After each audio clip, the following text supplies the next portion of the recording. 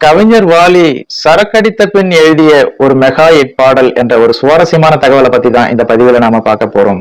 வாங்க பதிவிற்குள் போகலாம்.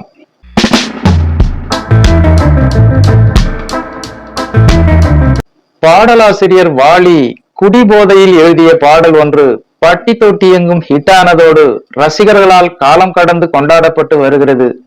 அதாவது தமிழ் சினிமாவில் 50 ஆண்டுகளுக்கு முன் ஒரு மிகப்பெரிய ஆளுமையாக இருந்தது ஏவிஎம் நிறுவனம்.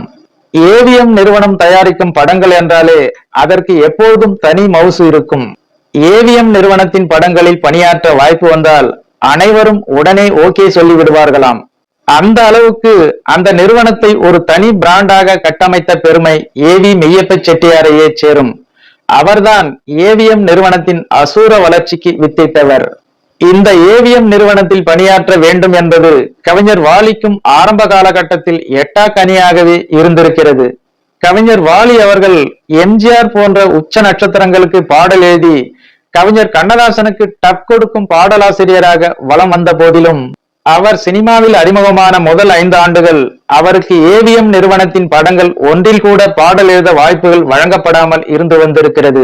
எதேச்சையாக ஒருமுறை கவிஞர் வாலி பாடல் எழுதிய தெய்வத்தாய் என்ற திரைப்படத்தின் பாடல்களை எல்லாம் கேட்டு வியப்படைந்த மெய்யப்ப செட்டியார் யார் இந்த பாடலாசிரியர் என கேட்க அனைத்து பாடல்களையும் கவிஞர் வாலி எழுதியது என்று தெரிய வந்து அவரை தன்னுடைய படத்திலும் பாடல் எழுத வைக்க வேண்டும் என முடிவெடுத்து ஒரு நாள் மதிய வேளையில் மெல்லிசை மன்னர் MS விஸ்வநாதனிடம் நம்முடைய சர்வர் சுந்தரம் என்ற திரைப்படத்திற்கு கவிஞர் வாலியை பாடல் எழுத வரச் சொல் என சொல்லி இருக்கிறார் மெய்யப்ப செட்டியார்.